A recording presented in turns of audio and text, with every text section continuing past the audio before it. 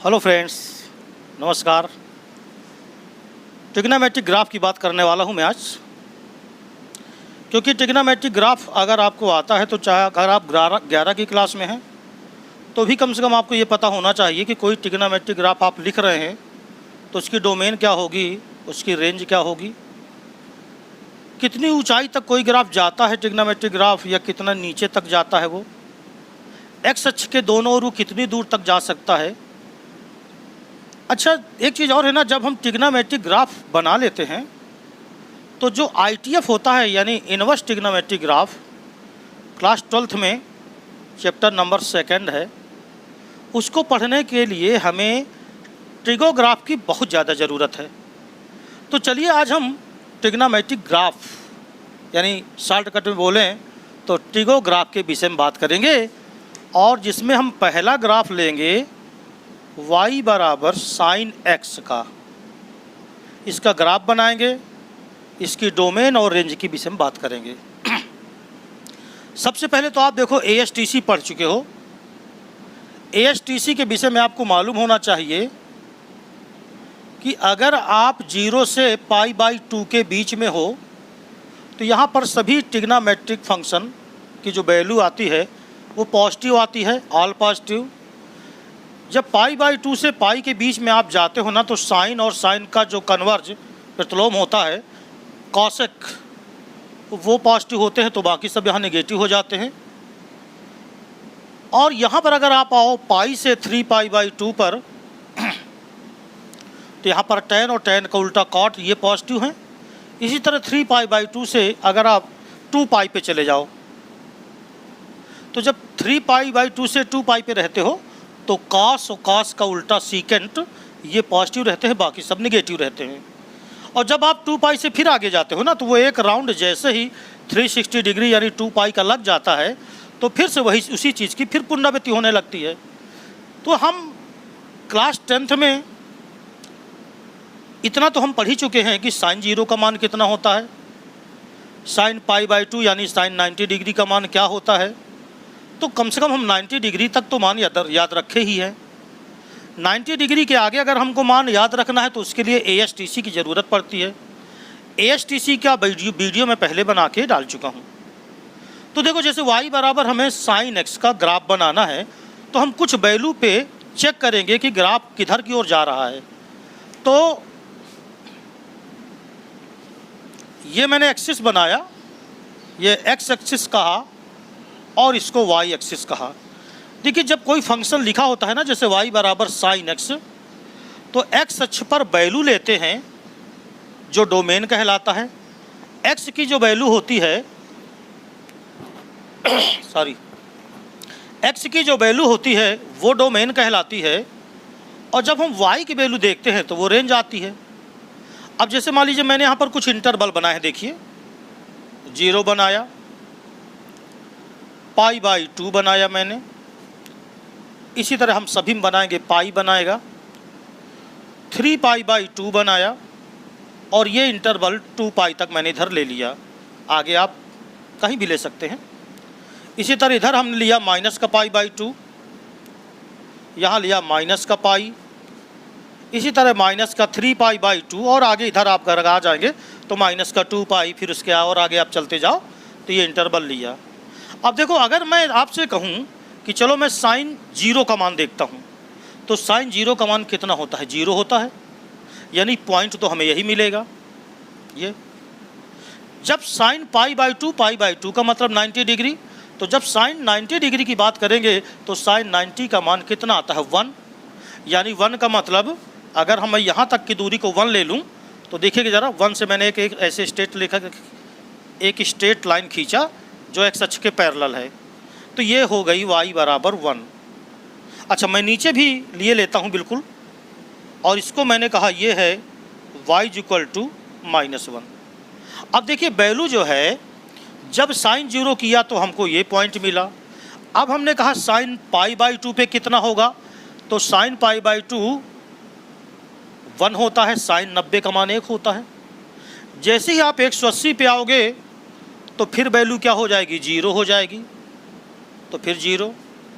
Sign 270 अंश यानी 3π/2 का मान अगर आप निकाल के देखो अलग से, तो साइन 270 का मतलब 180 + 90, 180 + 90 बराबर माइनस साइन 90, और माइनस साइन 90 का मतलब -1, यानी अब हम नीचे आ जाएंगे तो ये -1 यहाँ पे आ गए। तो अगर इस पॉइंट को देखो जरा तुम, यहाँ से हमने ये ग्राफ बनाया तो ये ऊपर गया, फिर ये ग्राफ नीचे आया देखो, फिर ये ग्राफ यहाँ आया, और अगर साइन 2π की वैल्यू देखो तो साइन 2π का मान क्या होता है? 0। साइन 2π का मतलब साइन 360, और साइन 360 का मतलब साइन 0 का मान। तो ये ग्राफ फिर आपका ऊपर चला गया ऐसे। ये बात समझ में आ रही है? इसी तरह अगर आप इधर देखो तो यहाँ पर साइन 0 का मान तो 0 है, लेकिन साइन -π/2 यहाँ आएगा, माइनस का π/2 उल्टा, और यहाँ काश पॉजिटिव है तो साइन नेगेटिव होगा, तो साइन 90 का मान वो भी माइनस में, तो -1 आएगा। तो ये पॉइंट हो गया देखिए। तो ये ग्राफ यूँ हो गया ऐसे, राइट।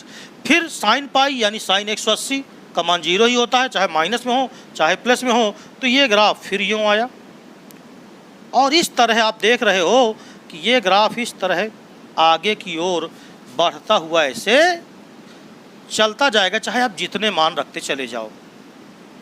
यानी यहाँ इस ग्राफ को अगर आप देखो तो इस ग्राफ को देखने से एक चीज़ तो बिल्कुल क्लियर है कि ये ग्राफ +1 से ऊपर नहीं जाएगा, और ये ग्राफ -1 से नीचे नहीं जा रहा।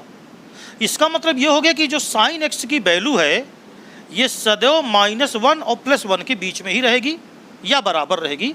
यानी हम ये कह सकते हैं कि जो साइन x की वैल्यू है वो -1 और +1 के बीच में रहती है, और साइन x ही y है। यानी y का जो मान होगा वो -1 से +1 के बीच में होगा। याद रखें y के मान को हम रेंज कहते हैं। इसका मतलब ये आ गया कि जो रेंज आएगा वो बराबर आएगा -1 से +1 क्लोज्ड इंटरवल। क्लोज्ड इसलिए क्योंकि -1 भी हो सकता है, +1 भी हो सकता है। बात समझ में आ रही है? डोमेन की बात अगर करें तो डोमेन का मतलब होता है x का वह मान जिसके लिए फलन परिभाषित हो। तो देखो x का चाहे जो मान आप लेते चले जाओ, हर जगह आपको फंक्शन की वैल्यू मिल रही है, यानी डोमेन इसका होगा रियल नंबर। रियल नंबर को हम ये भी कह सकते हैं कि -इनफाइनाइट से प्लस का इनफाइनाइट। ग्राफिकली मैं आपको बता दूं कि डोमेन और रेंज अगर आप ग्राफ बना लेते हो तो डोमेन और रेंज देखने का सबसे बढ़िया तरीका ये है कि आप देखें कि हाइट कितनी है, यानी y की वैल्यू कितना ऊपर गई कितना नीचे गई, उसके बीच का जो एरिया होता है वो रेंज होता है। जैसे ये ग्राफ -1 से कहाँ तक है? +1 तक, यानी ये ग्राफ है टोटल -1 से +1 के बीच में है, तो वो रेंज हो जाएगी। और अगर डोमेन देखना है तो जो ग्राफ आपने बनाया है उसकी विड्थ देखो, चौड़ाई देख लो ऐसे। तो देखिए ये चौड़ाई ये अगर आप देखें तो ये अनंत तक जाएगा, और अगर आप इधर देखें तो ये भी कहाँ तक जाएगा? अनंत तक जाएगा। इसका मतलब जो डोमेन है वो -इनफाइनाइट से +इनफाइनाइट तक है, और इसको हम डोमेन को हम रियल नंबर इसीलिए कह सकते हैं क्योंकि रियल नंबर का मतलब ही होता है -अनंत से +अनंत। तो ये आपका y बराबर साइन x का ग्राफ खींचने का तरीका है। मैंने आपको बताया डोमेन इसकी क्या होती है वो मैंने बताया, और डोमेन वास्तव में होता क्या है? x का मान। तो इसलिए हम यहाँ x belongs to real number भी लिख सकते हैं, और ये जो रेंज है ये y की वैल्यू होती है, तो हम इसको ऐसे भी लिख सकते हैं कि y belongs to closed interval -1 से कितना? +1। बात समझ में आ गई? तो ये हो गया y बराबर साइन x का ग्राफ। आइए अब हम बात कर लेते हैं कि y बराबर कास x का ग्राफ हम कैसे बनाएंगे। तो आप इसको नोट कर सकते हैं, पढ़ सकते हैं, समझ सकते हैं, क्योंकि ये आपके लिए बहुत ही आवश्यक होगा।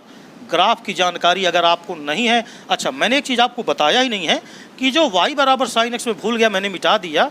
ये देखिए फंक्शन जो है ना ये ऑनटू फंक्शन है। अगर कोई ग्राफ मैं एक बार फिर से बना के आपको दिखा दूं ऐसे, ये देखिए, और ये ग्राफ मैंने इस तरह बनाया था, तो कैसे बनाया था मैंने, ध्यान है? ये ऐसे, ये ऐसे ग्राफ गया था। अब ये बताओ कि ये ग्राफ कैसा है। तो ये ग्राफ 1 1 नहीं है और ऑन2 भी नहीं है। क्यों? क्योंकि अगर एक हम समांतर रेखा खींच दें तो ये ग्राफ कई जगह पर देखो कट रहा है। और अगर कोई ग्राफ, अगर हम एक्स अक्ष के समांतर कोई स्ट्रेट लाइन खींचें और वो किसी ग्राफ को अगर कई बिंदुओं पर काटता है तो वो फंक्शन सदैव मैनी वन कहलाता है। बात समझ में आ गई ना? तो ये फंक्शन मैनी वन है, इसका उपयोग करेंगे ITF में।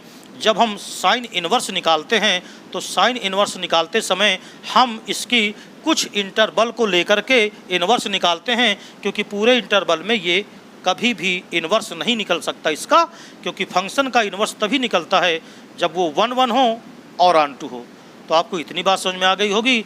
तो चलिए अब हम देखते हैं y बराबर cos x का ग्राफ कैसे बनता है।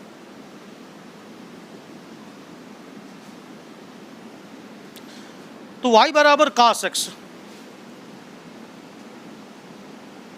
ये y बराबर cos x के लिए भी अगर आप 4 से 10 मान से करें x y, याद रखना इंटरवल मैंने वही बनाया, π/2 से पाई से 3π/2 से कितना 2π। इधर भी ऐसे ही ले लें, -π/2, यहाँ ले लिया पाई माइनस का, यहाँ का -3π/2 और इसी तरह है माइनस का 2π। तो इतने तक में क्लियर हो जाता है ग्राफ कैसे बनता है। अब देखो ज़रा ध्यान से, अगर मैं 0 से ही स्टार्ट करता हूँ तो cos 0 का जो मान होता है ना, cos 0 का मान वो 1 होता है। यानी मुझे 1 पॉइंट यहाँ पर कहीं मैंने दिखा दिया, लीजिए ये 1। तो ये y बराबर 1 यहाँ मैंने ले लिया, तो नीचे भी मैं लिए लेता हूँ ये, और ये हो गया y बराबर -1 ऐसे। ठीक है, cos 0 का मान होता है 1, इसका मतलब यहाँ से हमने ये बिंदु ले लिया। फिर इसके बाद मैं अगर cos π/2 की बात करूँ, cos 90, तो cos 90 का मान क्या होता है 0, इसका मतलब ये बिंदु यहाँ आया। इसका मतलब ये हो गया कि cos 0 पर तो मान 1 था, लेकिन जैसे ही cos π/2 पे आया तो वो मान क्या हो गया 1 हो, वो सॉरी 0 हो गया। इसका मतलब ये ग्राफ नीचे उतरेगा। बात समझ में आ गई। अब अगर cos π की बात करें तो cos π का मतलब cos 180 अंश। आपको मालूम है कि cos 180 अंश को हम लिख सकते हैं cos 180 + 0 या cos 180 - 0। तो अगर +0 करोगे 180 + 0 तो यहाँ आओगे, और 180 - 0 करोगे तो यहाँ जाओगे, और यहाँ साइन और यहाँ tan ये पॉजिटिव हैं तो cos तो निगेटिव रहेगा। और cos 0 का मान 1 होता है, यानी cos 180 का जो मान होगा यानी पाई का जो मान होगा वो -1 होगा, यानी -1 तो नीचे है। ये है y बराबर -1, यहाँ मैंने लिख दिया है ये रेखा। तो ये देखिए यहाँ आया, यानी ये जो ग्राफ है ना ये कुछ ऐसे देखिए आ रहा है। ये जो ग्राफ है थोड़ा और अच्छे से बना लेते हैं। ये देखिए यहाँ पर ये -1 पर, ये पाई पे, फिर 3π/2 पे जब जाओगे तो cos 270 अंश का जो मान है वो फिर 0 हो जाता है। बात समझ में आएगी। cos 270 अंश का मान वो फिर 0 हो जाएगा। यानी मैं थोड़ा सा इसको और अच्छे से बना लूँ, ये हुआ, ये हो गया, फिर 0 हुआ, और cos 2π का मतलब cos 0 ही मानो तो वो फिर मान क्या हो गया 1, यानी यहाँ पर ये फिर क्या हो गया 1, ये 1, ये देखिए। इसी तरह अगर cos -π/2 को देखो तो cos -π/2 यहाँ आएगा और यहाँ cos पॉजिटिव होता है, राइट है ना। मगर cos π/2 का मान तो 0 ही होगा, तो चाहे पॉजिटिव हो चाहे निगेटिव हो वो तो 0 ही हो जाएगा। तो ये 0 आया। लेकिन cos -π, अब cos -π तो cos π का मान चूंकि 1 होता है तो cos देखिए जरा -π का मान क्या होना चाहिए। cos -180 अंश का मान यहाँ पर अगर आप गौर से देखें तो इस ग्राफ को अगर आप यूँ लाएं, ये देखिए,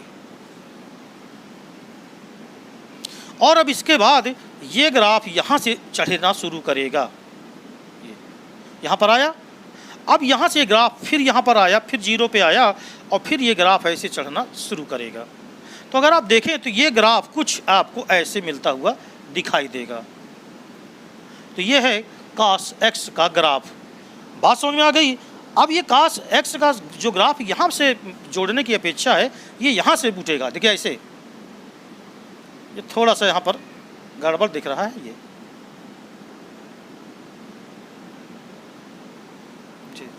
एक कुछ छूटा हुआ है ऐसे।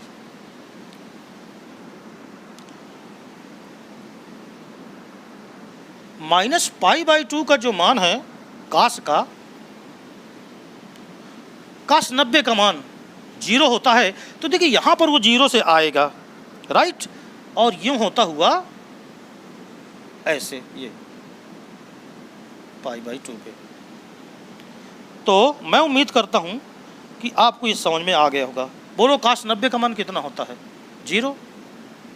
और cos 0 का मान कितना होता है? 1। तो ये ग्राफ जो चलेगा वो यहाँ से चलेगा और ऐसे होते हुए ये चला जाएगा। अब बताओ इसका जो रेंज हुआ, सॉरी इसका जो डोमेन होगा, डोमेन के लिए मैं तुम्हें क्या बताया हूँ कि डोमेन का मतलब आप इसकी विड्थ देखो। तो ये तो इस तरह आगे चलता हुआ चला ही जाएगा। इसी तरह आगे हम यहाँ ले जाएं तो जहाँ तक चले जाएं। cos 360 अंश का मान कितना होता है? 1। तो ये देखो 1 पे, राइट। इधर आएंगे तो ये देखिए, ये सॉरी यहाँ से उठा, कहाँ से? इधर कुछ गड़बड़ हो रहा है क्या? ऐसे उठा, ये ऊपर आया ऐसे, ये इधर गया। थोड़ा सा मैं इधर आपको और क्लियर कर दूँ, शायद क्लियरिटी ना हो आपकी। थोड़ा सा यहाँ देखिएगा, एक बार और देख लीजिएगा थोड़ा सा। देखो cos अगर 90 का मान 1 है तो cos 0 का मान 1 है। देखो तो cos 90 का मान 0 है तो cos -90 का भी मान क्या होगा? 0 होगा। ये देखिए, ये माइनस का π/2 है। तो जैसे ग्राफ इधर जाएगा ऐसे, वैसे ही ग्राफ इधर भी आएगा। ये देखिए ऐसे, ये अब देखो ये cos π है ना, तो cos π का मान कितना होता है? cos 0 के बराबर है, तो 1। तो इसका भी मान क्या होगा? ये देखिए बिल्कुल उसी तरह उठता जाएगा। ये माइनस का π है ऐसे, तो यहाँ से ये फिर ये 3π/2, मगर ये माइनस का है। तो बिल्कुल जैसे आप उधर ले जा रहे हो वैसी कर्व बिल्कुल है ये। तो ये आपका cos x का भैया क्या है? ग्राफ है, ठीक है ना। तो देखिए डोमेन का मतलब रियल नंबर, क्योंकि ग्राफ जैसे आप इधर देखो तो अनंत की ओर जा रहा है, वैसे ग्राफ इधर भी किधर की ओर जा रहा है? अनंत की ओर जा रहा है। ये देखिए, फिर अगर इसका रेंज देखें तो -1 से कितना है? +1। तो इसका जो रेंज हो जाएगा वो बराबर हो जाएगा -1 से +1, क्लोज इंटरवल, क्योंकि -1 के बराबर भी है और +1 के भी क्या है? बराबर है। तो याद रखें ये आपका हो गया cos x का ग्राफ, इसकी डोमेन हो गई और इसकी क्या हो गई? रेंज हो गई। अब हम चलेंगे tan का ग्राफ देखते हैं थोड़ा सा। तो तब तक आप उतार लीजिए, मैं पानी पी लेता हूँ 2 मिनट। अब हम y बराबर tan x का चलो ग्राफ बनाते हैं, फिर इसके बाद cot x का बना लेंगे। तो y बराबर tan x के ग्राफ के लिए आइए पहले ASTC इधर बनी हुई थी वो हम उसी तरह बनाए देते हैं। मैंने मिटा दिया था अभी। ASTC बनी रहने दो, 0 से π/2 से पाई से 3π/2 और ये क्या हो गया? 2π। देखिए tan x का ग्राफ कुछ वैल्यू ले करके फिर हम रखेंगे। ये हो गया x एक्सिस और ये हो गया y एक्सिस। ये 0 है, इंटरवल वही ले लीजिए। ये हो गया π/2, थोड़ा और बड़ा कर ले हल्का सा, ये ले ले π/2। ये हो गया कितना? हाँ पाई ले लें, 3π/2 और यहाँ 2π तक चले चलते हैं, ठीक है ना। बिल्कुल इसी तरह इधर कर लें, माइनस का π/2 और इंटरवल लगभग बराबर पाई ले लें माइनस का, बिल्कुल वही चीज़ लेना है। माइनस का 3π/2 और माइनस का कितना? 2π। ये ले लो। देखो tan 0 का मान क्या होता है? 0। तो ये तो 0 रहेगा, ये पॉइंट रहा। tan π/2 का मतलब 90 अंश, और आपने पढ़ा है क्लास 10th में कि tan 90 डिग्री का मान इनफाइनाइट होता है, यानी बढ़ तो रहा है लेकिन कहाँ तक जाएगा? इनफाइनाइट तक। यानी यहाँ पर वैल्यू tan π/2 पर इनफाइनाइट तक जाएगा, और -π/2 पर देखो तो वहाँ भी इनफाइनाइट तक जाएगा, मगर वो नीचे की ओर जाएगा। इसका मतलब ये हो गया, देखो ज़रा, अगर मैं यहाँ से, समझिएगा ध्यान से, ये एक रेखा खींच दूँ ऐसे करके, डॉट डॉट डॉट करके, और यहाँ से मैं ऐसे खींच दूँ, देखिए देखिए, तो tan 0 पर मान 0 और π/2 पर इनफाइनाइट, यानी ये जो ग्राफ है हमारा, ये देखिए कुछ ऐसे बढ़ता हुआ ये जा रहा है, ये इनफाइनाइट की ओर जा रहा है ऐसे।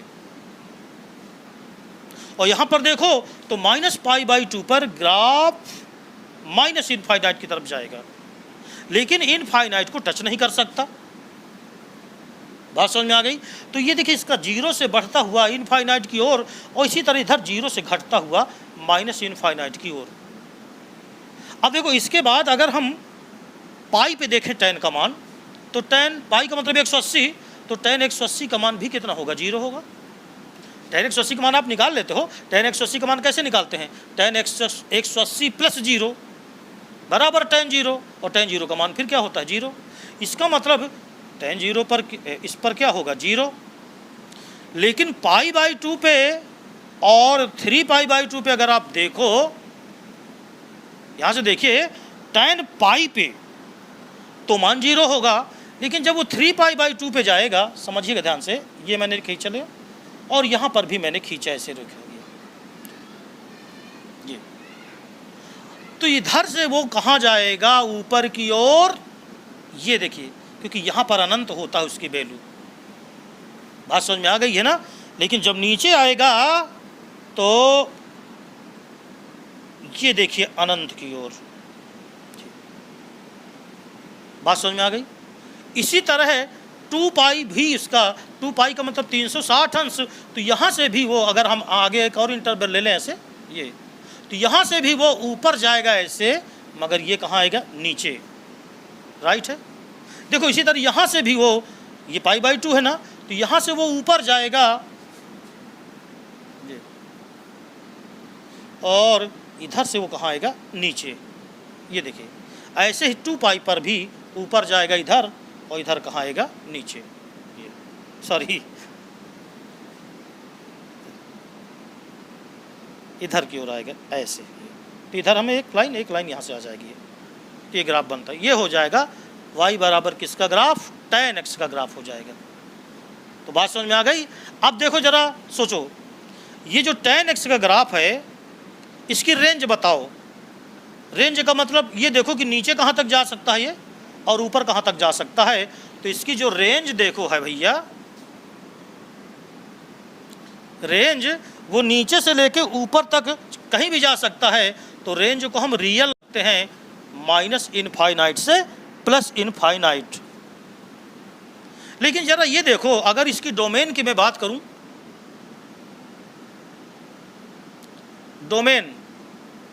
डोमेन का मतलब होता है x की वैल्यू। तो देखो x की वैल्यू 0 पर तो डिफाइंड है, π/2 पे डिफाइंड नहीं है। क्यों? अनंत पे जा रहा था। फिर देखो पाई पे तो डिफाइंड है, लेकिन 3π/2 पे डिफाइंड नहीं है। इधर देखो -π/2 पे डिफाइंड नहीं है, क्योंकि इनफाइनाइट की ओर जा रहा है, मगर पाई पे डिफाइंड है। 3π/2 पे डिफाइंड नहीं है। इसका मतलब ये हो गया कि अगर हम चाहें तो इसको लिख सकते हैं कि x बिलोंग्स टू सभी रियल नंबर, सारे रियल नंबर पे डिफाइंड है। केवल किनको छोड़ के, π/2 को छोड़ के, 3π/2 को छोड़ के, -π/2 को छोड़ के, -3π/2 को छोड़ के, यानी हम इसको कह सकते हैं 2n + 1 π/2 को छोड़ के। कैसे? 2n + 1, n का मान अगर 0 रखो तो π/2, राइट। देखो π/2 पे डिफाइंड नहीं है। n का मान 1 रखो तो 2 × 2, 2 × 3, 3π/2, देखो डिफाइंड नहीं है। n का मान -1 रखो तो -2 + 1, -1 आएगा, और π/2 यानी -π/2, देखो डिफाइंड नहीं है। यानी सभी पर तो ये डिफाइंड है, केवल किस पर डिफाइंड नहीं है? 2n + 1 π/2 पर। तो हम सारी रियल नंबर लेंगे डोमेन में, मगर हम इसे क्या करेंगे? हटा देंगे। किसको? 2n + 1 π/2, आप इसको नोट कर लीजिए। अब इसके बाद काट इनवर्स का करते हैं, इसको मिटा दिया जाए। तो देखें काट इनवर्स एक्स का नहीं, काट एक्स का। y बराबर काट एक्स अगर आप बनाएंगे तो y बराबर काट एक्स, पहले तो वही काम कर लें, हम एक्सिस बना लें। ASTC का ध्यान रखना बाप, ये हो गया एक्स एक्स, ये हो गया y एक्सिस, ये मूल बिंदु हो गया, और वही सारे इंटरवल वही, ये 0 हो गया। π/2 पाई 3π/2 और ये हो गया 2π। बिल्कुल ऐसे इधर बना लो, माइनस का π/2 माइनस का पाई माइनस का 3π/2 और माइनस का क्या ले लिया 2π, ये 0 है।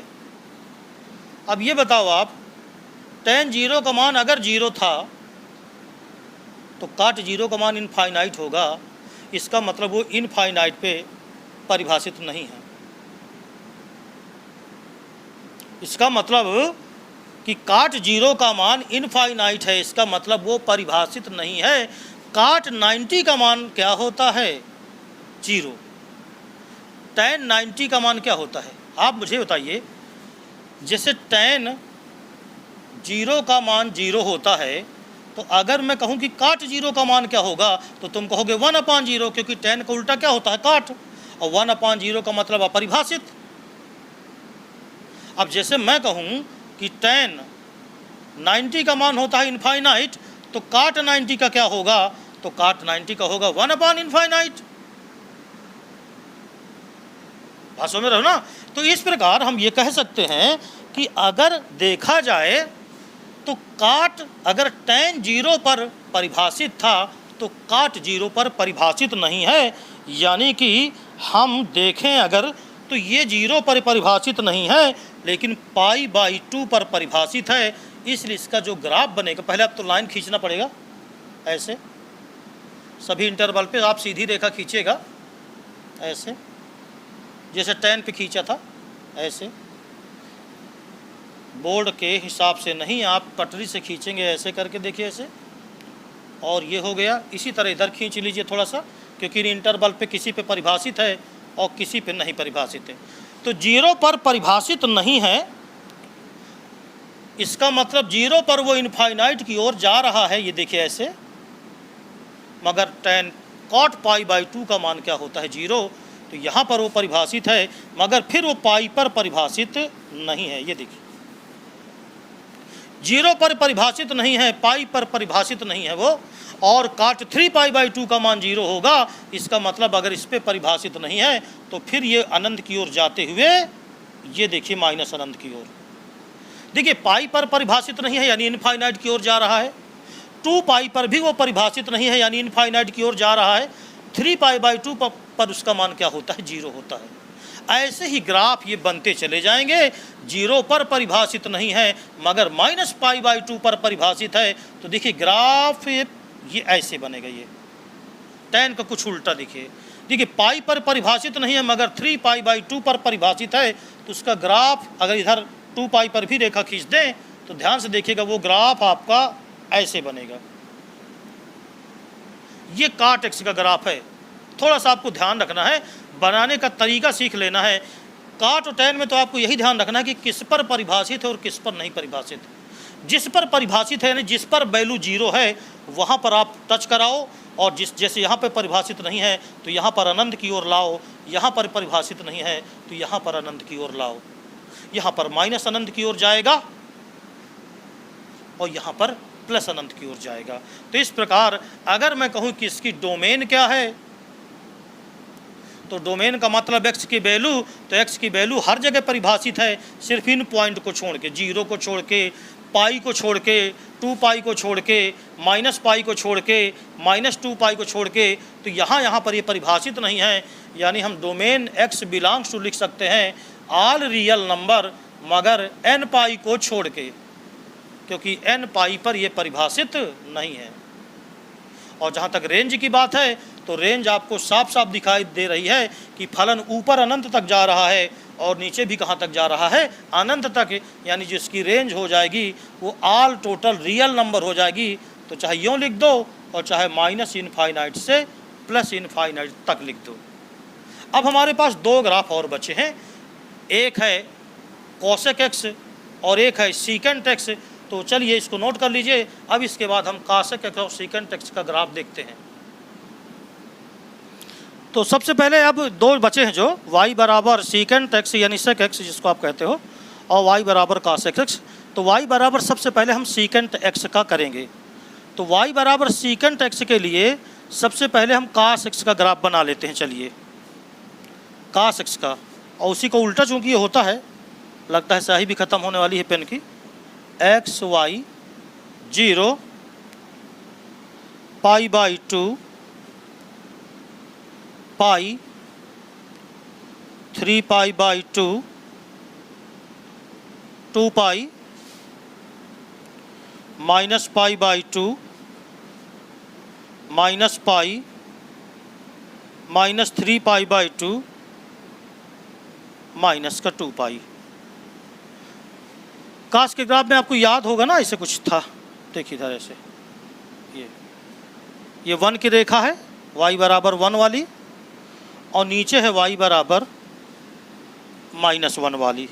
ये देखिए काश x काश 0 का मान 0 था, आपको ध्यान होगा तो वो ग्राफ ऐसे आ रहा था। ये अगर आपको ध्यान हो, फिर वो ग्राफ ऐसे जा करके ये ऐसे, और फिर आगे ऐसे इधर आएगा। इसी तरह ये ग्राफ इधर से देखिए ध्यान से, ऐसे आ रहा था ये यहाँ पर, और फिर वो ऐसे जा रहा था ये देखिए, यानी जैसा उधर बनना है वैसा इधर बना लीजिए, और ऐसे इसे ये ग्राफ, इतना ग्राफ आप बना लीजिए और इसको डाट डाट डाट कर दीजिए, क्योंकि हमें जो दिखाना है वो कॉस एक्स का नहीं दिखाना, उसके उल्टा सीकेंट एक्स का दिखाना है। तो इसको हम डाट डाट डाट कर लेते हैं अपने समझने के लिए। देखिए अब इस ग्राफ से हम बनाएंगे किसका ग्राफ? सेक एक्स का, सीकेंट एक्स का।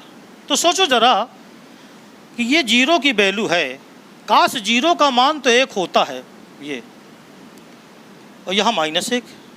काश 0 का मान 1 तो होता है, तो अगर काश 0 का मान 1 होता है तो सेक 0 का भी मान 1 होगा।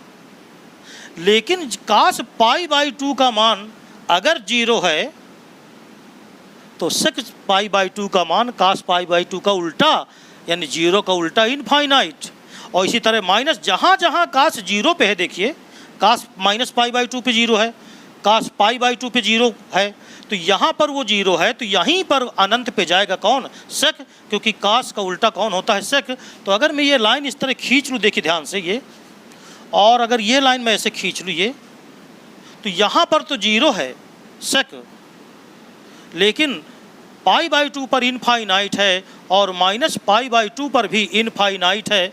ये रेखा कुछ सीधी रखिएगा भाई, ऐसे ये, इसका मतलब ये सेक एक्स का ग्राफ बना ऐसे, ये देखिए ये टच नहीं करेगा, ध्यान रखना टच नहीं करेगा। ये देखिए, अब देखो ध्यान से ज़रा, इस रेखा को भी थोड़ा नीचे कर दें ऐसे, सारी ये जैसे ऐसे आएगा इधर। अब जरा सुनो ध्यान से, यहाँ से भी मैं मिला के ऐसे खींचे देता हूँ ऐसे। देखिए यहाँ पर -1 है, कौन? काश है, तो सेक का भी मान -1 ही होगा, क्योंकि -1 का उल्टा -1 होता है। लेकिन π/2 पे 0 है काश, तो सेक होगा इनफाइनाइट, और 3π/2 पर है काश 0, तो सेक होगा 0 का उल्टा यानी इनफाइनाइट। यानी ये ग्राफ ऐसे आएगा, ये टच नहीं करेगा इस रेखा को, ध्यान रखेंगे ऐसे, तो ये ऐसे जाएगा। तो इससे एक चीज़ आपको पता चल रही है कि जो हाईएस्ट ऊंचाई है काश की और जो लोवेस्ट है काश की, वहीं पर ये ग्राफ ऐसे ऊपर जाएगा, फिर ये नीचे जाएगा। यहाँ पर अगर देखें ग्राफ, तो ये ग्राफ ऐसे जाएगा ये, और यहाँ पर अगर आप देखें, यहाँ पर ग्राफ अगर इसको मिला दें ऐसे, तो ये ग्राफ ऐसे जाएगा ये। यहाँ पर देखें तो इसको अगर मिला दें ऐसे, तो ये ग्राफ ऐसे जाएगा ये। तो ये जो मैंने ऊपर ग्राफ खींचे हैं ऐसे बात पार्ट्स में बना ये ग्राफ, ये सेक एक्स के ग्राफ हैं। देखिए ये जितने हैं ये सब सेक एक्स के ग्राफ बन रहे हैं। ये देखिए ऊपर ये सेक, इस ग्राफ से हमारा कोई मतलब नहीं है। अगर आप बाद में चाहें तो उसको मिटा सकते हैं, पेंसिल से बनाए हैं, इस ग्राफ, ये केवल cos x का ग्राफ है, ये दिखाने के लिए कि ये sec x के ग्राफ में काम आता है। तो ये ग्राफ है, ये sec x का ग्राफ यहाँ बना हुआ है, ये नीचे बना हुआ है sec x का ग्राफ। अब उसको आप थोड़ा पेंसिल से कायदे से बना सकते हैं। ये देखिए ग्राफ बना, ये ग्राफ है, ये इधर बना हुआ है, देखिए ये ग्राफ, ये देखिए ये। तो अगर इसके डोमेन की बात करें, sec x के डोमेन की बात करें, तो देखो इसमें सारे रियल नंबर आते हैं, मगर किनको छोड़ के। x बिलोंग्स टू, डोमेन का मतलब x बिलोंग्स टू, तो सारे रियल नंबर आ रहे हैं, लेकिन किनको छोड़ के π/2 नहीं आ रहा, क्योंकि अनंत पर है। देखो 3 माइनस π/2 पर अनंत पर है, 3 π/2 पर अनंत पर है, राइट। इधर देखो -3 π/2 पर अनंत पर है। इसका मतलब x belongs to r minus 2n + 1 और π/2, 2n + 1 π/2। अभी मैंने 10 में बताया था, अगर n का मान 0 रखो तो π/2 है। देखो π/2 पर परिभाषित नहीं है। अगर n का मान 1 रखो तो 2 1 अन्नम 2 1 3, तो देखो 3 π/2 पर ये परिभाषित नहीं है, राइट है। अगर 2 रखोगे तो 2 दूनी 4 1 5, तो आगे 5/2 आएगा, उस पर परिभाषित नहीं है।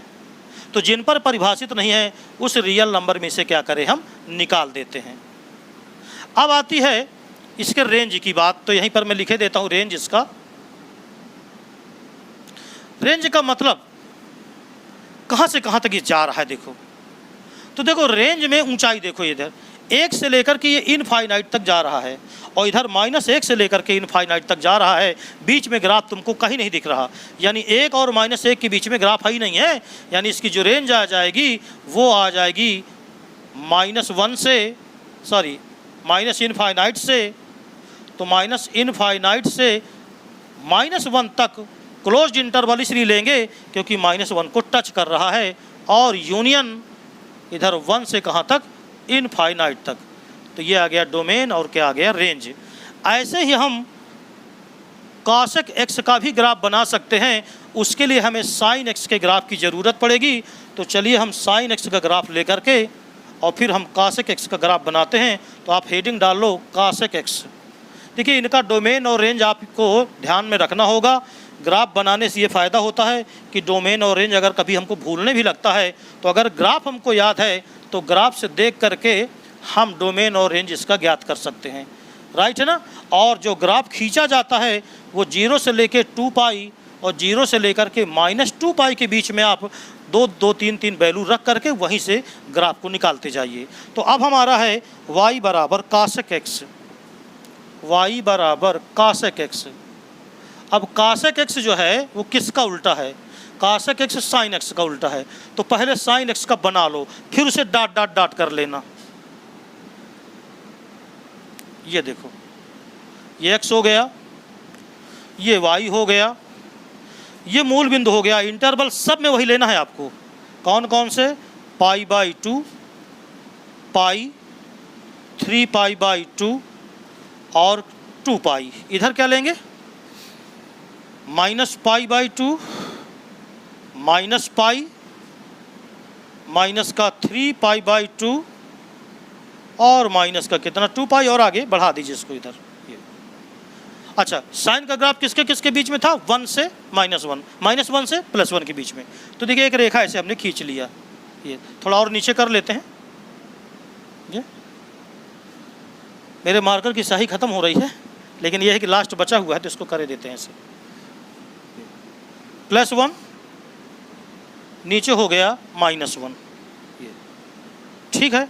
साइन का ग्राफ याद है आपको, ऐसे देखिए इधर, ये फिर ये फिर ये फिर ये फिर ये ऐसे आगे इस तरह, इधर से देखिए ऐसे, ये फिर यहाँ पर 1 पे जाएगा, फिर 2π पे 0 पे आएगा, फिर ऐसे बढ़ता चला जाएगा। ये पॉइंट आप पेंसिल से बनाएंगे तो बिल्कुल जस्ट ऐसे देखिए, ये देखिए, ठीक है ना। अब सोचो, अब हमें ऐसे सोचना है कि हमें साइन x के ग्राफ की ज़रूरत नहीं थी, हमें उसके उल्टा ग्राफ की ज़रूरत थी। तो इसे हम डॉट डॉट डॉट हल्की पेंसिल से कर लेंगे, और अगर चाहेंगे तो जब हमारा कासेक का ग्राफ बन जाएगा तो हम इसे मिटा भी सकते हैं, है ना, पेंसिल से बनाएं और बाद में इसको मिटा दें और जो मेन ग्राफ है उसको बचा रहने दें। ये बताइए अगर कास जीरो का मान साइन जीरो का मान 0 है, इसका मतलब है कासेक का मान 1/0 होगा, यानी 0 पर परिभाषित नहीं होगा। बात समझ में आ गई? अगर 0 पे परिभाषित नहीं होगा तो -π पर भी परिभाषित नहीं होगा, अगर -π पे भी परिभाषित नहीं है तो फिर -2π पे परिभाषित नहीं होगा। अच्छा, 0 पे परिभाषित नहीं है तो π पे नहीं होगा परिभाषित, फिर इसी तरह 2π पे नहीं होगा परिभाषित। क्यों? देख लीजिए, साइन 0 का मान 0 तो कासेक 0 का मान अनंत, π पे कास साइन 180 का मान 0 तो कासेक 180 का मान 1/0 यानी अनंत। यानी हम ये कह सकते हैं कि अगर मैं इस लाइन को खींच दूं तो देखो मेरी बात ध्यान से, साइन 90 का मान 1 होता है तो कासेक 90 का भी मान 1 होगा, यहाँ 1 होगा। लेकिन जैसे तुम पाई की तरफ जाओगे तो साइन का मान तो 0 होता है लेकिन कासेक का मान उसका उल्टा यानी अनंत की ओर जाएगा। ये देखिए, इसी तरह इधर भी ये देखिए, एक ही इशारा बहुत है आपके लिए। ये देखिए ऊपर गया तो इसी तरह यहाँ भी बिल्कुल ऐसे ही जाएगा। ये देखिए बिल्कुल सेम। अब ये रेखा तुम सीधी खींचोगे तो एग्जैक्ट बनेगा। ये देखिए ऐसे, ये देखिए यहाँ पर नीचे है ना, तो ये देखिए ऐसे। अब क्यों, सुनो जरा, साइन -90 का मान -1 होता है तो इसका भी मान -1 होगा, कासेक उसका उल्टा।